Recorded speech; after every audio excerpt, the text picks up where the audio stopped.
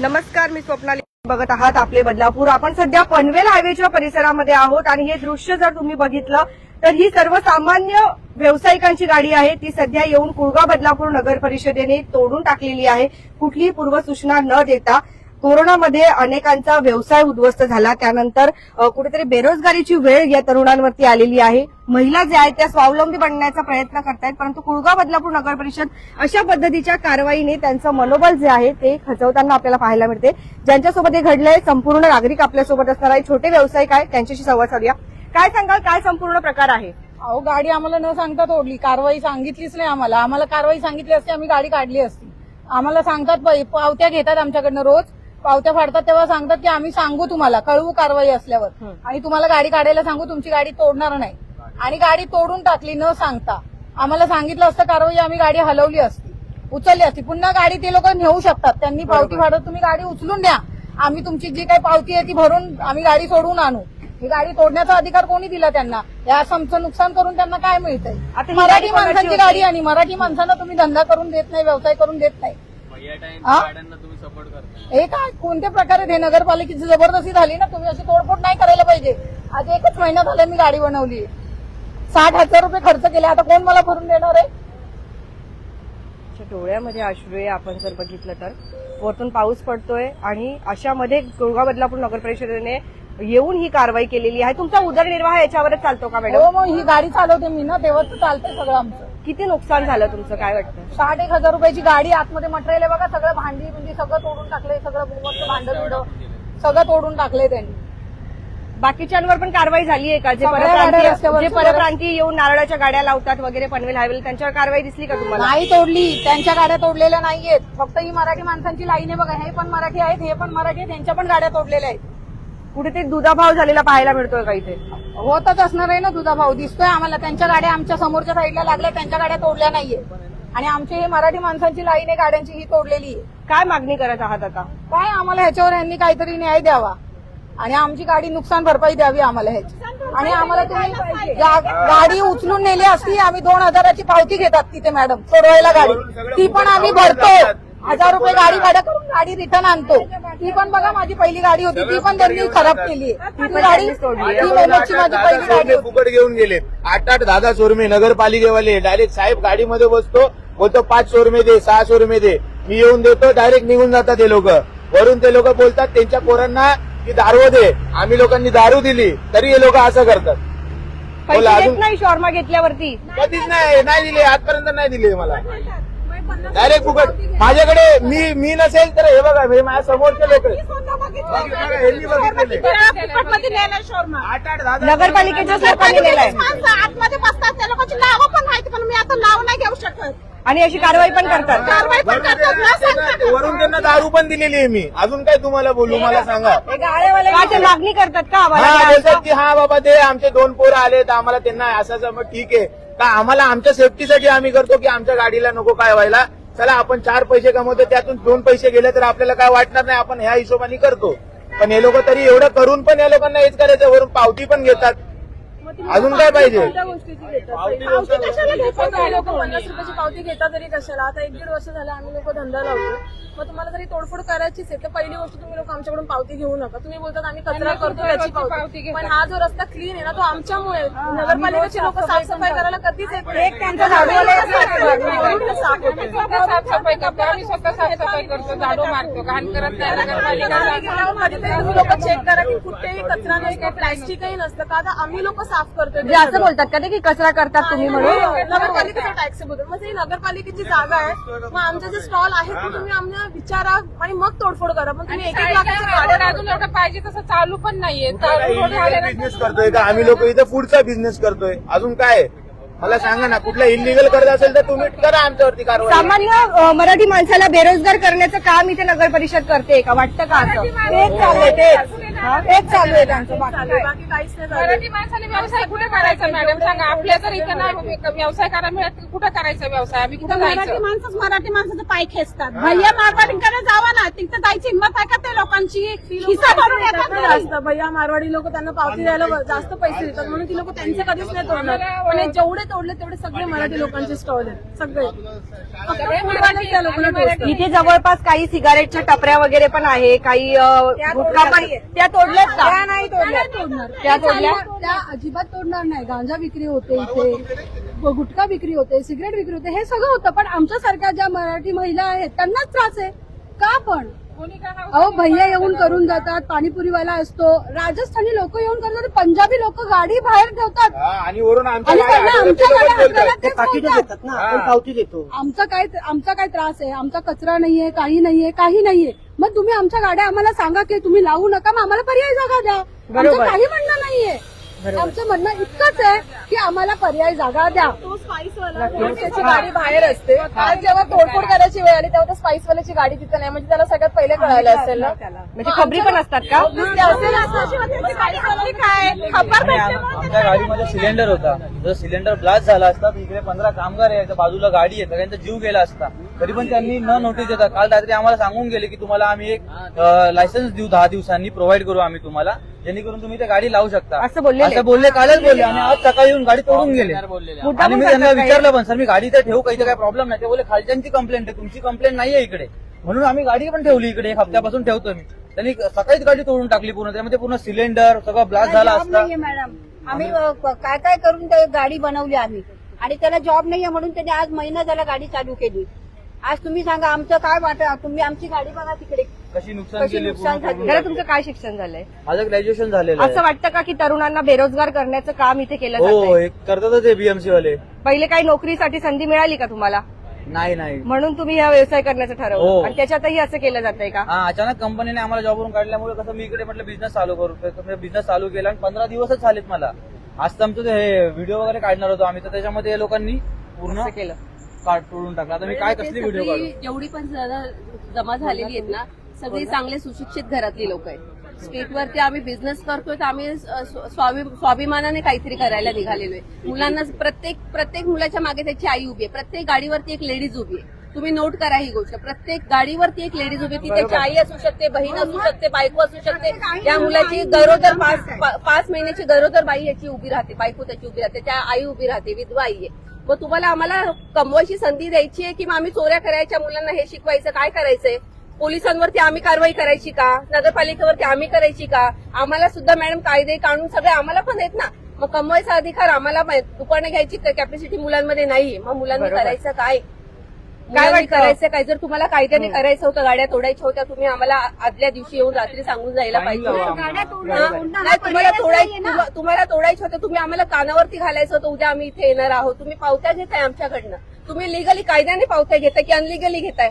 बरोबर. लिगली घेताय की अनलिगली घेताय? वाले पावते. जर पावत्या घेताय म्हणजे तुम्ही लिगली घेताय. मग लिगली आम्ही इथे आहोत ना. हे बघा 50 रुपयाच्या नगर गुळगाव मध्ये आम्ही पावत्या घेतोय म्हणजे स्टॅम्प पण आहे, डेट पण आहे. अधिकाऱ्याने आमच्या गाड्या ही रोजची पावती आहे हा, का? रोजचं. डेट आहे, मुलांना बघा. काय करायचं? राजगडी 5 ऑगस्ट आणि इथे कारवाई पण करत आहे बघा. 16 तारखेची पावत्या बघा. काल रात्रीची हे बघा, या कालच्या पावत्या. सगळ्यांकडे पावते, रोजच्या पावते. रोजच्या पावत्या काय फाडायच्या. मागणी करत आहात आता? मी काय बोलते, त्यांनी आमची गाडी तोडली, आमचं नुकसान भरपाई द्यावी, नाही तर मग तुम्ही आम्हाला नगरपालिकेमध्ये जॉब द्या, आम्ही जॉब करू. तुम्हाला आमची गाडी चालत नाही ना इथे, आम्हाला जॉब द्या. आमच्या मुलांना नोकऱ्या द्या. आमची मुलं रोडवर, आम्हाला काही हाऊस नाहीये.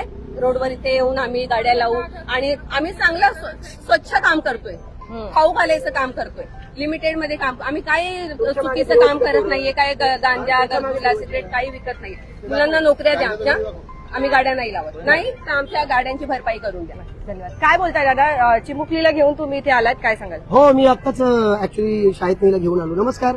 आपण सर्वांनीच मला ऍक्च्युली पाहिलं असेल बऱ्याच कार्यक्रमाच्या माध्यमातून. मी विनोदी कलाकार जितू दादा. ऍक्च्युली माझी मिसेस आहे आशू, आणि तिला या ठिकाणी व्यवसाय करायचा असं इंस्टाग्राम, फेसबुकच्या माध्यमातून, रील्स मधनं वारंवार दाखवण्यात आलं. तिलाही वाटलं की मी काहीतरी स्वतःच्या पायावर उभी राहावी. आमचा हा जोड व्यवसाय आहे. आता मला सांगा, आपण इथे बघताय सगळ्यांची नुकसान झाली आहे, तेल पडलेलं आहे, सगळं माल मटेरियल खराब झालंय, पाणी बॉटल्स आपण बघतोय. ही नुकसान भरपाई कोणी द्यायची?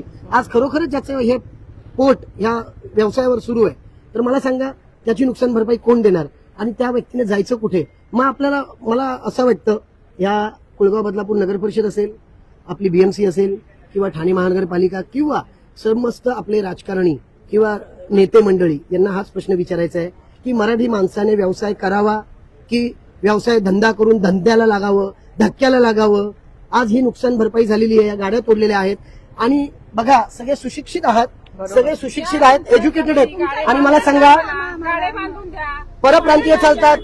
परप्रांतीय चालतात, राजस्थानी मारवाडी चालतात, पंजाबी चालतात, त्यांची पाकिटे पोचतात म्हणून यांना आश्रय दिला जातो आणि इथे फक्त आम्हाला त्रास दिला जातो मराठी लोकांना गरीब महाराष्ट्रामध्ये गरीबाला आणि मराठी माणसाला कवडीची किंमत राहिलेली नाही. याच्यावर हे सिद्ध होतं. 15 ऑगस्ट आता आपण सगळ्यांनी साजरा केला, पण मॅडम तुमच्या माध्यमातून सांगतो, मीडियाच्या माध्यमातून इथे गुंडगिरी चालू आहे, इथे धमक्या देत आहेत, नगरसेवकांना धमक्या देत आहेत. आम्ही तर सर्वसामान्य आहे आणि खऱ्या अर्थाने देश स्वतंत्र झाला कधी म्हणायचं? 15 ऑगस्ट सारखा दिवस साजरा केला, इथे गरीब भारतातला या देशातला अजून स्वातंत्र्य नाही मिळालंय, अजूनही तो पिचकलत चाललाय आणि अजूनही त्याला वेठीस धरले जाते. कसा बिझनेस करायचा मला सांगा. माझा एक प्रश्न आहे आणखीन, मला सांगा अतिक्रमण विभाग खातं कोणाकडे? आम्हाला चांगल्याने माहिती आहे, आम्ही सुज्ञ आहोत, आम्ही जाणकार आहोत आणि मला सांगा त्या खात्याचं नुकसान का व्हावं हे कोण हेतू पुरस्कृत करतंय तेही आम्हाला माहिती आहे की कोणाचा याच्या पाठीमागे छुपा हात आहे, कोण त्यांच्या पाठीशी आहे. म्हणून मला सांगा मॅडम, हे खाली इथे मागे करा, मागे कॅमेरा करा, हे इथे चाललंय, हे दिसतं, हे शेड मारलेले फुटपाथवर आहे, फुटपाथची रेलिंग वापरलेली आहे. काही दिवसांनी पत्रे टाकतील, स्पाइस बॉक्सवाल्याने पण तसंच केलंय. ते तोडायला त्यांना 2 महिन्याची वेळ दिली होती, की 2 दिवसाची 3 दिवसाची वेळ दिलेली, त्याने नाही काढलं. त्याने तिकडे पैसे दाबले, आम्हाला सगळ्यांना मिळून धमक्या देतात की बघू यांच्या गाड्या कशा चालतात, आम्ही गाड्या तोडून टाकू. धमक्या कोण देतं दादा? हे इथले जे स्थानिक सगळे बिझनेसवाले आहेत ना, ज्यांनी ते काय म्हणतात माहितीये का, त्यांनी डिपॉझिट दिलंय, ते भाडे भरतात, मग ते काय तुमच्या आईचे नवरे आहेत? हा, नगरपालिकेला आम्ही काय उपरे आहेत का? हा, आम्ही पण पैसे देऊन गाड्या बनवल्या. ही ताई माझ्यासमोर हिने गाडी बनवली नवीन, या ताई हा यांचे मिस्टर नाहीयेत, हा त्या कसं तरी उदरनिर्वाह करतायत. हा हे बघा, या ताई हा किती पुरावे पाहिजेत तुम्हाला? किती पुरावे? एक महिना पण नाही झाला माझ्या गाडीला. तुम्ही एक इंटिमेशन तरी द्या ना. आम्ही कोणाचं नुकसान नाही, खायचं प्रयोग. इथे एवढा कचरा पडलाय ते तुम्हाला दिसत नाही, खड्डे दिसत नाही, खड्डे दिसत नाही, आज बॅग जाते गाडी. फक्त तुम्ही एक इंटिमेशन द्या. अतिक्रमणामुळे आत्महत्या केली. आम्ही खायचं सामान बनवतोय, असं नाही की हायजेनिक बनवतोय, कलरफुल असतं, काही नाही. आत्महत्येची वेळ येते आहे का सामान्य माणसावर? काय वाटतं? Obviously येते. मराठी माणूस यासाठीच तर पुढे जात नाहीये. जाणार कुठे माणूस आपला? माणूस जाणार कुठे?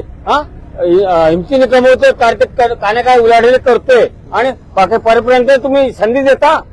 हे पक्षानंतर तुम्ही अमुक आणि असं पण आहे, बीएमसीचे आम्ही 50 रुपये नेहमी देतो, पावती पण आहे आमच्याकडे. प्रत्येक वेळेला आमच्या बीएमसीचे 50 रुपये देतो आणि बीएमसीचा स्टॅम्प आहे त्याच्यावर. नगर परिषदेमध्ये महिला राज आहे, काय वाटतं महिलांना महिलांचं दुःख समजत नसावं का? काहीच कळत नाही मला. फक्त वोटिंगच्या वेळेलाच मॅडम दिसतात, बाकीच्या कुठल्याच ठिकाणी नाही. 1 महिना पण नाही झालाय गाडीला आणि गाडी एवढी मी खर्च केलेली, स्वतःची पुंजी टाकली मेहनत. मॅडम जागतिक महिला दिनाला ह्या महिला चालतात, इलेक्शनला या महिला चालतात, कार्यक्रमाला या महिला चालतात, हळदी कुंकवाला या महिला चालतात. फक्त व्यवसाय करायला ह्या महिला रस्त्यावर चालत नाहीत. त्यांनी व्यवसाय करायचा नाही, त्यांनी फक्त त्यांच्या मागे फिरायचं बस. नाही द्यायचं ना, तुम्ही पावती कोणत्या हिशोबाने घेतात? दादा काय सांगाल? मराठी माणूस कुठेतरी इंडिपेंडंट होतोय, त्याला वाटतं व्यवसाय करावा, पण इथल्या बदलापूर नगर परिषदेला ते मान्य नाहीये. इथल्या जर तुम्ही सगळ्या मोठ्या पोस्टवर ज्या नगर परिषदेमध्ये आहेत त्या पण महिलाच आहेत. या तुम्ही सगळ्या बघू शकता, त्या महिलाच आहेत. त्या स्वतःहून काहीतरी करू पाहत आहेत, त्यांचा बिझनेस करू पाहत आहेत, पण इथल्या नगरपालिकेला ते मान्य नाहीये. जे मोठे मोठे पाकिटं पोहोचत आहेत ते त्यांचं अतिक्रमण त्यांना चालतंय, पण हे लोक जे गरीब लोक आपले व्यवसाय करू पाहत आहेत, काहीतरी मोठा करू पाहत आहेत, पण इकडे मराठी माणसाचा आवाज कुठेतरी दाबला जातोय असं मला वाटतंय. काय करणार आपण आता इथून पुढे? भूमिका इथून कशी पुढे असेल? इथे पुढे आता सगळ्यांनी आम्ही इथंच लावणार. काय करायचं ते करा. आम्ही इथून हटणार नाही, इथंच लावणार. पावती पण नाही देणार. पावती पण नाही देणार. पावती आम्ही अजिबात 1 रुपया पावती देणार नाही. आणि गाड्या इथेच लावून काय करायचं करा. करा, तोडायला तोडून टाका. किती तुमच्या किंमत तुम्हाला लावण्याची जर असं बोलतात की महिला स्वावलंबी झाल्या पाहिजे, स्वतःचा व्यवसाय केला पाहिजे, आणि जेव्हा करतात तेव्हा असं काम करतात. तुम्हाला स्वतःची जागा जरी दिली तरी खूप होईल ना यांनी? जागा कधी देणार आणि कुठे देणार हे आपण कधीच नाही सांगितलं. जागा उपलब्ध करून आम्हाला आम्ही तिथे व्यवसाय भाडं घ्या. करू. तिकडे पर गाडी 500 रुपये. तुम्हाला निधी येईल. तुम्हाला निधी रस्त्यावर उभे आहेत येईल. ना, हौसेने पुन्हा रस्त्यावरती मध्ये पण यासाठीच गेलो होतो आम्ही दोघी आम्ही तिघी जण गेलो होतो मग काय उत्तर मिळालं? नाही बोलले काय करणार. मॅडमची भेट घेतली. आम्ही साहेबांची भेट घेतली, निकुळे साहेबांची. त्यांनी एकच सांगितलं की तुम्ही गाड्या लावू नका, आम्हाला वरतून कोर्टातून हायकोर्टातून परमिशन आले. आम्ही म्हटलं ठीक आहे, आम्हाला काही प्रॉब्लेम नाहीये, पण आम्हाला कुठेतरी तुम्ही जागा द्या.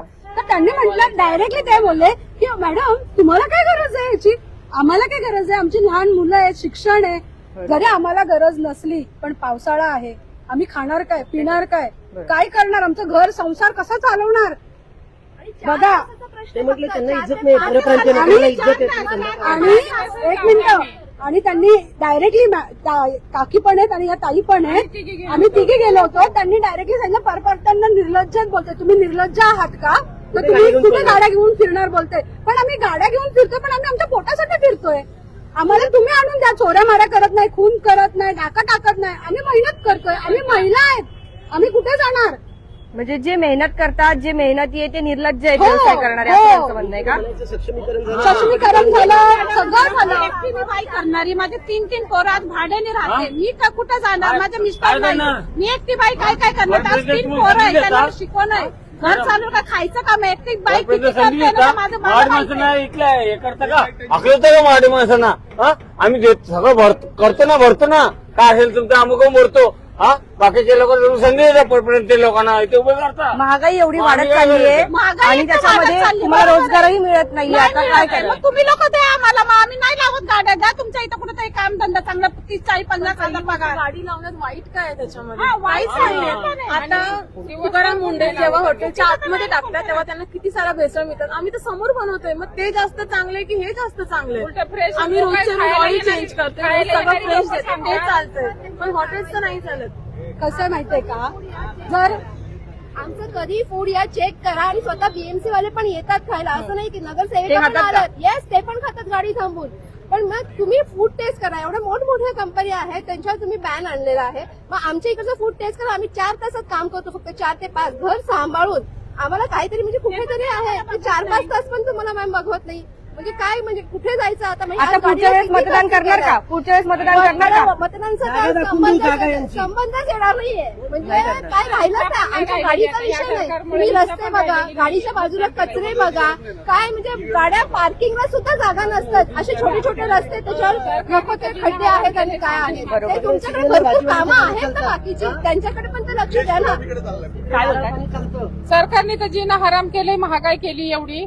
सरकारमुळे तर आता वट करायची ती इच्छाच राहिलेली नाहीये. भ्रष्टाचार सरकार आहे. आता लोकांच्या घरी पाकिटं पोचत येईल की आम्हाला वट करा म्हणून पैसे पाकिटं पोचवतील, यांना करा वाटतील. नगरसेवकांकडे गेलो तर नगरसेवक बोलतात ह्या सगळ्या गोष्टी आमच्यामध्ये येत नाही. पण जेव्हा वोट मागण्याची गोष्ट येते तेव्हा बोलतात की नाही, हे आम्ही सगळं बघणार, तुम्ही आमचे आहेत, आम्ही सगळं करणार. पण मग वोटिंग नंतर हा मुद्दा त्यांचा नसतो. किती महिलांचे तिथे दुकान आहेत, गाडे किती महिलांचे आहेत? सगळ्या महिलाच आहेत. आणि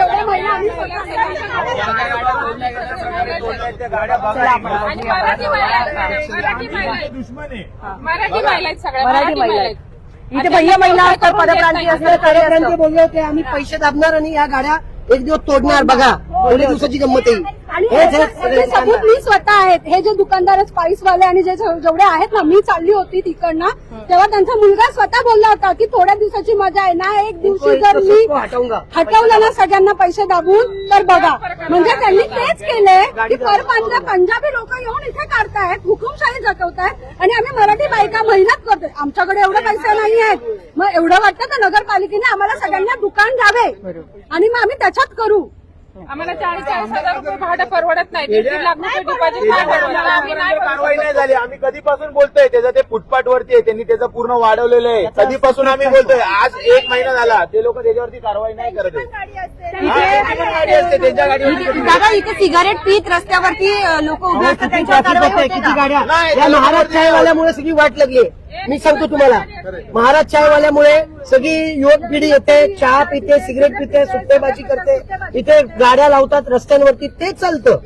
हं? तिथे काय काय सगळ्या गोष्टी घडतात आम्हाला सगळं माहितीये. शनिवार रविवार इकडे जर तुम्ही बघाल तर चालायला गर्दी असते, कारण तिथे एवढ्या गाड्या असतात, ते बदलापूर नगर परिषदेला समजत नाही. पण इथं जे गरीब लोक धंदा करतायत साईडला, एक रोडच्या साईडला, त्यांना थोडासा उदरनिर्वाह करतायत, त्यांना खुपताय त्यांच्या डोळ्यामध्ये. आणि जर इकडे तुम्हाला एवढीच कारवाई करायची तर तुम्ही सगळ्यांवर कारवाई करा. सगळ्यांना शेड फुटपाथ वरती त्याचे संध्याकाळी टेबल लागतात फुटपाथ वर. काय मागणी करणार आता? जर ऐकलं नाही नगर परिषदेने तर तुम्ही काय भूमिका घेणार आहात? जागा उपलब्ध करून द्यावा. नाही दिली तर काय करणार आहात? नाहीच दिली तर परत दुकान लावणार. जेवढं नुकसान केलंय ना आम्ही परत उभे राहणार आणि परत दुकान लावणार. आणि इथंच लावणार सगळा. कुठं जाणार नाही, इथंच लावणार आहोत. हजार असतो ना तर गाडी अंगावर बुलडोजर सगळ्या ladies आपण सध्या तुम्हाला ना सांगता तोडली का यांनी गाडी?